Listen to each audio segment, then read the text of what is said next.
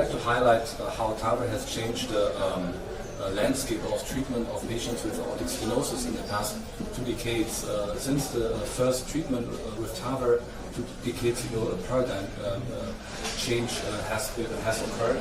And until that time, many patients with severe aortic stenosis did not have access to treatment. Either they were too old or too sick and were denied treatment with open heart surgery.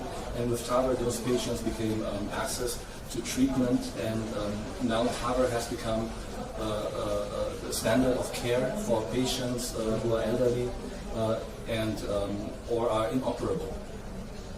There has been vast technological advance, including increased experience.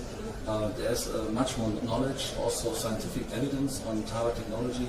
But I think what has brought about major advances in the TAVR treatment is the development of new systems, which has become very short and slim in diameter and very easy to implant.